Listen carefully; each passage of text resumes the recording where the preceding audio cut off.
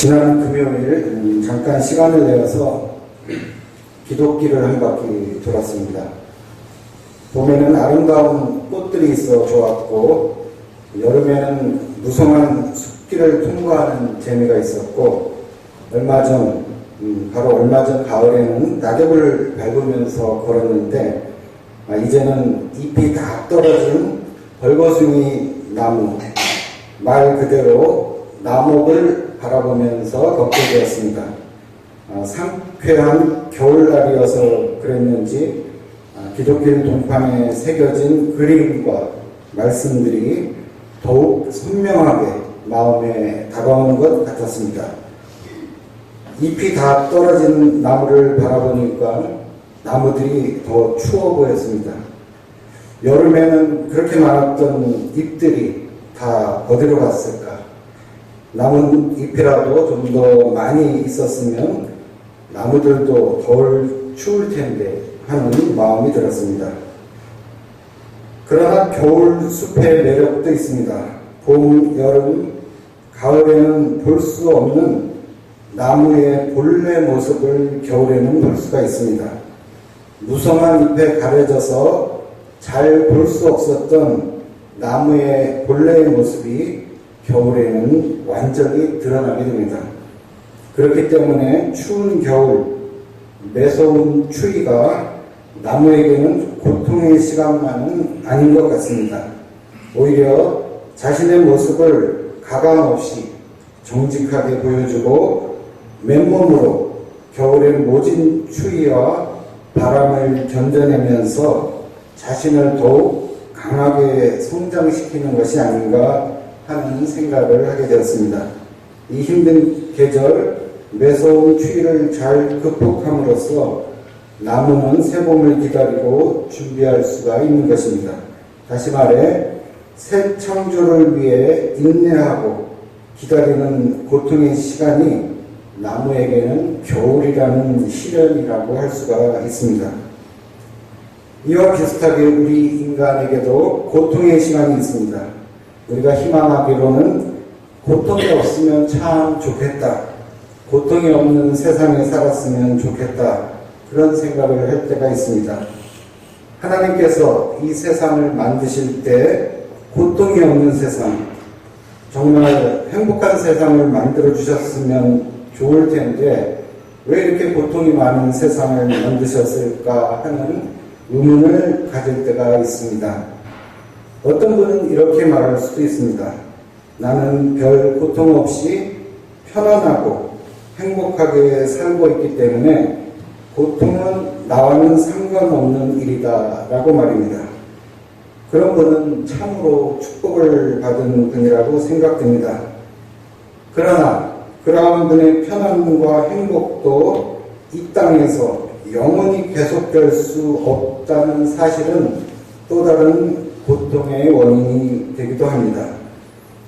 많은 병에 있어서 인간은 개인적인, 가정적인, 사회적인, 국가적인 또는 세계적인 이런저런 고통을 겪으면서 살아가고 있다는 것이 보다 정직한 우리의 현실이라고 할 수 있습니다.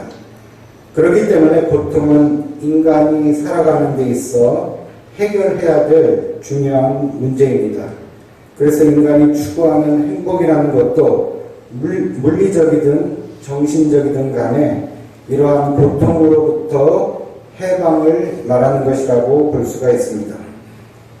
이 고통의 문제, 고난의 문제는 우리 기독교에서도 굉장히 중요한 문제입니다. 기독교의 특징은 고통을 두려워하거나 회피하는 것이 아니라 고통 속으로 뛰어드는 것이라고 할 수 있습니다. 기독교만의 독특하고 중요한 특징이라고 할 수 있습니다. 이제 성탄절이 일주일 남았습니다. 일주일만 있으면 예수님의 탄생 날이 됩니다. 2000년 전에 아기 예수님께서 이 땅에 오신 바로 그 날입니다. 많은 사람이 기뻐하고 축하하고 환호하는 그러한 날입니다. 그런데 이렇게 많은 사람들이 기뻐하고 축하하는 이유는 어디에 있을까요? 휴일이라서 그런가요? 선물을 주고받는 날이라서 그런가요? 사람들을 만나고 즐거운 시간을 보낼 수 있어서 그런가요? 아니면 남들이 다 좋아하니까 같이 즐거워하는 그런 날인가요? 이런 이유들이 성탄을 축하하는 이유들 중에 하나일 수는 있습니다. 그러나 궁극적으로 성탄이 우리에게 기쁘고 즐거운 이유는 오늘 기도에서도 말씀해 주셨지만 바로 고통 많은 세상에 고난 속에 신음하는 우리 인간에게 평화와 희망으로 예수님께서 오셨기 때문에 그런 것이 아니겠습니까? 인간의 고통 속으로 예수님께서 뛰어들어오신 사건이 바로 성탄의 사건이라고 할 수 있습니다. 세상이 줄 수 없는 참 평화, 세상에서 발견할 수 없는 참 기쁨이 아기 예수님을 통해서 이 땅에 도착했다는 데서 우리는 말할 수 없는 기쁨과 감격을 느끼게 되는 것입니다. 사실 아기 예수님의 탄생은 우리 인간에게는 인간의 역사를 통틀어서, 아니 우주의 역사를 거슬러 올라가 봐도 그 유래를 찾을 수 없는 기쁨의 소식이고, 인간의 정신을 훨씬 뛰어넘는 신적인 신비의 진실, 신적인 진리의 사건입니다. 오늘 읽어주신 새 본문은 예수님에 관해서 말씀하고 있습니다. 이사야서는 예수님께서 이 땅에 오시기 700여 년 전에 예수님의 탄생을 예언한 내용이라면, 마태복음서는 예수님과 가까이 생활했던 제자의 생생한 기록이라고 할 수가 있고, 로마서는 예수님을 직접 만나지는 못했지만 믿음을 통해 예수님을 구주로 영접한 사도 바울의 기록입니다. 다시 말하면 예수님이 오기 700년 전, 그리고 예수님이 이 땅에 오셨을 때, 그리고 예수님이 오신 다음 60여 년 지났을 때에 예수님에 대해서 기록한 말씀들입니다. 이 말씀들을 통해서 우리는 하나님의 아들이신 예수님에 대한 예언이 어떻게 이루어지고 또 어떻게 실제로 실현이 되고 그리고 다시 어떻게 확증되는가를 알게 됩니다. 먼저 이사야서를 보면 예수님이 오시기 700여 년 전에 남유다는 심각한 위기의 상황을 겪고 있던 때입니다. 예루살렘 성이 시리아와 북이스라엘 연합군에 의해 포위된 상황이었습니다. 예루살렘 성의 포위는 남유다의 아하스 왕과 백성들에게 큰 혼란을 초래했습니다. 예루살렘 성이 함락될 경우 다윗 왕의 통치가 끝나게 되는데, 이는 하나님께서 약속하신 다윗 왕가의 영원한 통치에 대한 약속이 깨어지는 것이기 때문입니다. 다른 하나는 예루살렘이 함락되면 하나님의 거처로서의 예루살렘이 사라지기 때문에 신앙적으로도 굉장한 혼란이 오게 되었던 것입니다. 이러한 때에 하나님께서는 이사야를 통해 하나님을 의지하여 안심하고 진정할 것을 말씀하십니다. 예루살렘은 포위당했지만 함락되지 않을 것이며 여호와 하나님께서 그들을 굳게 지키실 것을 믿으라는 말씀입니다. 그러나 아하스 왕은 하나님의 말씀을 믿지 않았고 하나님께서 보여주시겠다는 징조도 거절하는 불신의 모습을 보여줍니다. 12절에 보면 아하스 왕은 아닙니다. 저는 징조를 구하지도 않고 주님을 시험하지도 않겠습니다. 라고 말합니다. 이사야는 그런 아하스 왕을 책망하면서 다음과 같은 말씀을 전합니다. 그러므로 주님께서 친히 다윗 왕 시대에 한 징조를 주실 것입니다.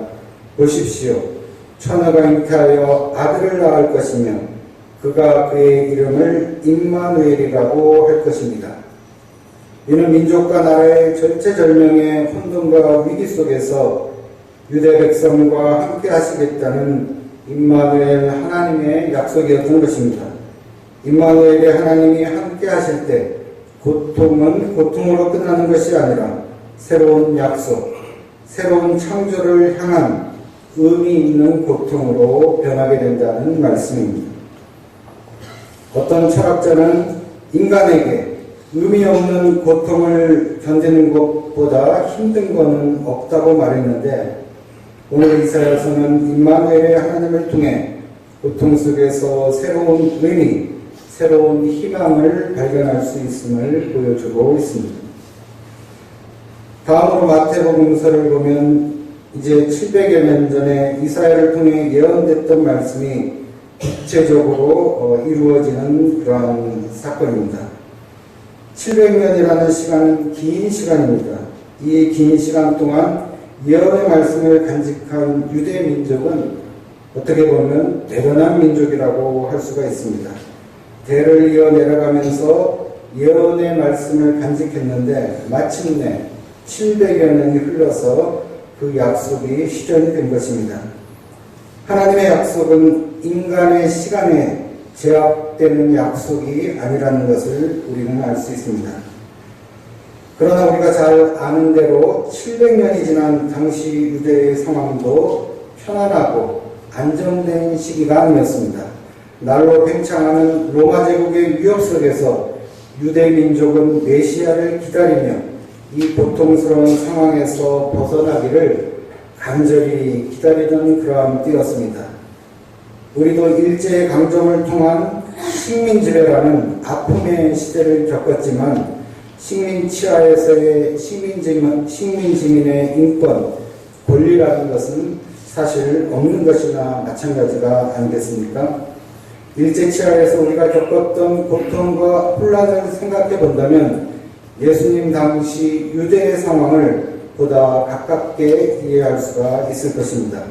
민족적으로, 정치적으로 혼란스럽고 고통스러운 유대의 상황 속에서 이루어진 예언의 말씀이 오늘 마태복음서의 내용인 것입니다. 그러나 오늘은 정치적이고 역사적인 유대의 고통스러운 상황보다는 예수님의 아버지가 되는 요셉의 개인적이고 실존적인 고통을 잠시 살펴봄으로써 요셉에게는 임마누엘의 하나님에 대한 소식이 어떤 의미를 지녔을까를 같이 생각해 보고자 합니다. 잠시 상상력을 동원하셔서 내가 당시에 요셉이었다면 과연 어떤 결정을 내렸을까? 요셉처럼 그렇게 행동할 수 있었을까 하고 생각해 보시기 바랍니다. 성경의 이야기가 그저 2000년 전에 요셉의 이야기로 끝나면 실존적으로 나와는 아무 상관없는 이야기가 될 뿐입니다. 성경의 이야기가 바로 오늘 나의 문제, 나의 이야기가 될 때 성경의 말씀은 살아있고 운동력이 있고 우리의 심령과 골수를 쪼개는 능력 있는 말씀이 되는 것입니다. 요셉은 어떤 사람입니까? 오늘 마태복음 1장 19절을 보면 마리아의 남편 요셉은 의로운 사람이라고 말합니다. 마리아의 남편이 요셉의 사회적 신분을 나타낸다면 의로운 사람이라는 것은 요셉의 성품을 보여준다고 하겠습니다. 그런데 성경은 마리아의 남편 요셉은 의로운 사람이라고 평가하고 있습니다. 왜 그럴까요? 우리가 사랑하는 사람을 만나서 결혼하는 일은 축복되고 좋은 일이지만 그것을 의로운 길이라고 하기는 어려울 것입니다. 오늘 집에 가셔서 남편은 아내에게, 아내는 남편에게 저와 결혼해 주신 당신은 의로운 사람입니다 라고 한번 고백해 보시기 바랍니다. 과연 어떠한 반응이 나타날까요? 요셉은 마리아와 약혼한 사이였습니다. 그런데 결혼해서 같이 살기 전에 뜻밖의 소식을 접하게 됩니다. 약혼녀 마리아가 아기를 가졌다는 것입니다. 만약 우리가 요셉이고 이러한 소식을 전해들었다면 어떠했을까요? 보아라, 처녀가 잉태하여 아들을 낳을 것이니 그의 이름을 임마누엘이라고 할 것이라 라는 소식이 복된 소식, 평화의 메시지로 들렸을까요? 오늘날도 그렇겠지만 당시에도 배우자의 부정, 탈선은 용납하기 힘든 엄청난 고통이 아니겠습니까? 행복한 가정을 꿈꾸던 요셉은 많은 고민에 빠졌을 것입니다. 그냥 모든 것을 덮어두고 마리아와 결혼할 수도 없었을 것입니다.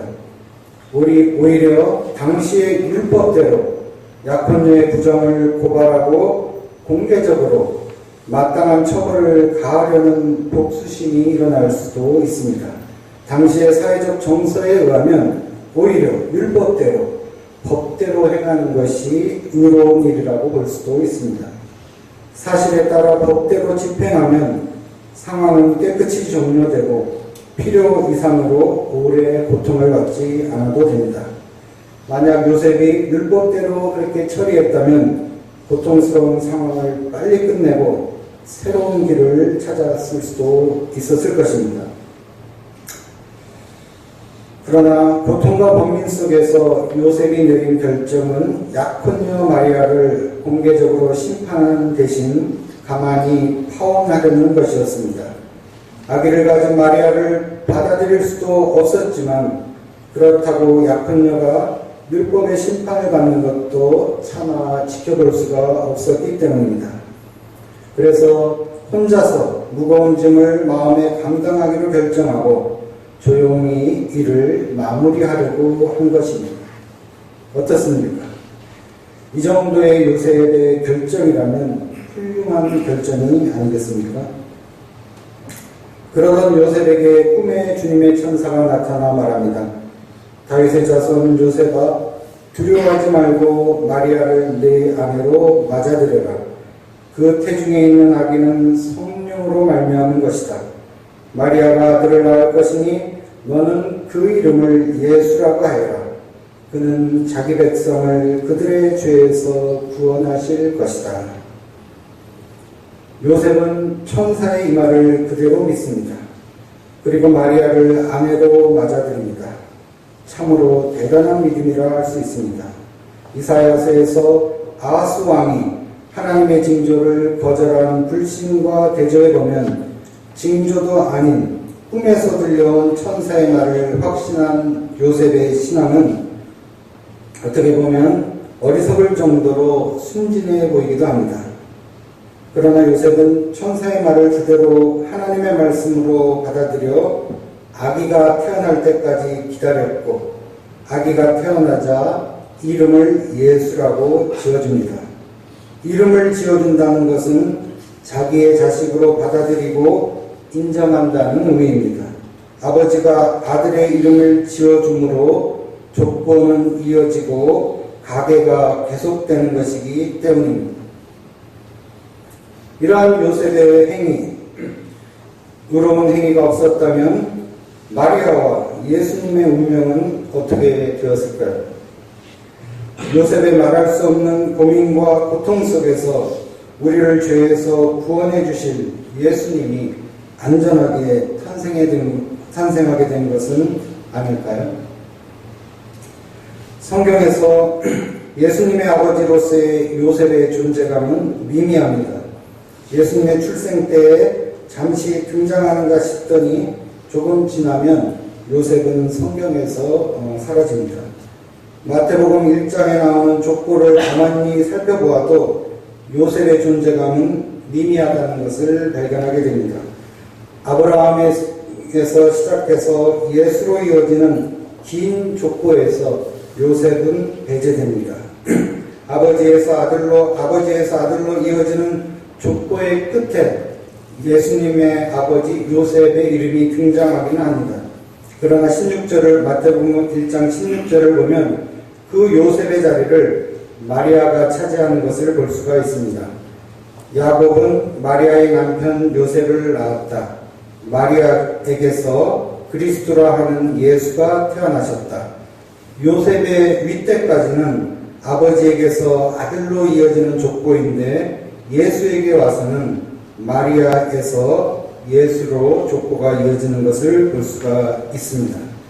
자기가 당연히 누려야 할 아버지로서의 권리마저도 하나님의 뜻에 따라 순순히 포기한 것이라고 생각해 볼 수가 있습니다. 그러나 예수님의 어머니 마리아는 예수님과 함께 성경에 계속 등장합니다. 그리고 가톨릭에서는 지금도 성모 마리아로 굉장히 높이 추앙하고 있습니다. 그러나 말씀드린 대로 아버지 요셉은 성경에서 어느 순간에 사라져버립니다. 이는 요셉이 예수님의 잉태 과정에서 배제되었다는 사실에 따른 결과라고 생각됩니다. 그러나 우리가 예수님의 탄생과 성장 과정을 주의 깊게 살펴본다면 요셉이 아버지로서의 역할을, 힘들고 고통스러운 아버지의 역할을 하나님의 약속에 의지해서 묵묵히 감당했음을 볼 수가 있습니다.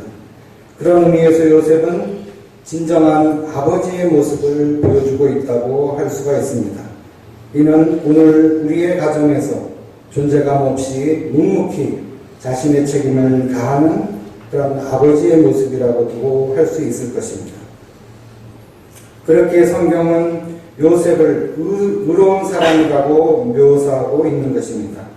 아무에게도 말할 수 없고 말해도 아무도 믿어주지 않을 그 이야기를 자신의 가슴속에 묻어두고 끝까지 자신이 짊어지고 자신의 길을 가는 사람이 바로 요셉이라고 할 수 있습니다. 요셉의 의로움은 율법에 의한 의로움이 아니라 율법을 넘어서는 의로움, 고통을 통해 새로운 창조를 가능하게 하는 의로움이라고 할 수 있습니다. 요셉의 이런 의로운 성품을 예수님께서도 물려받으신 것이 아닐까 하는 생각도 해보게 됩니다.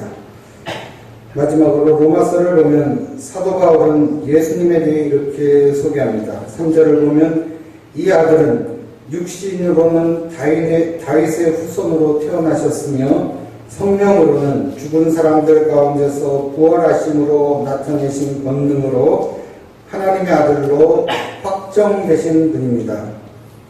바울이 이러한 고백을 할 때는 기독교가 로마 제국으로부터 많은 박해를 받던 고통의 시대였습니다. 바울 자신도 고린도에 있는 어느 감옥에서 지금 로마서를 쓰던 때였습니다. 종교적으로 신앙적으로 어려움과 고통을 받던 때였습니다. 그러나 예수 그리스도를 통해 임마누엘의 하나님을 발견한 바울에게는 물이든 불이든 어떤 혼란과 고통도 바울의 믿음을 꺾을 수는 없었던 것입니다. 이러한 바울의 고통을 통해서 기독교는 유대교를 넘어 세계의 종교로 새롭게 창조되는 기반을 다질 수가 있었던 것입니다. 고통 속에서 의미를 찾게 되면 인간은 어떠한 고통도 극복하고 이겨낼 수가 있습니다. 보아라, 동정녀가 잉태하여 아들을 낳을 것이니 그의 이름을 임마누엘이라고 할 것이다 라는 그리스도의 탄생의 소식이 들려온 때는 오늘 살펴본 대로 안정되고 평화스러운 때가 아니었습니다. 그리스도의 탄생의 소식은 오히려 혼란과 어려운 상황 속에서 신랄 같은 희망으로 들려온 소식이었습니다. 그리고 기쁨의 소식, 평화의 소식만은 아니었습니다. 의심과 고통, 조롱과 핍박이 따르는 받아들이기 어렵고 이해할 수 없는 소식이었습니다. 오늘날도 이러한 진리를 믿는 우리들을 어리석다고 말하는 사람들도 있을 것입니다.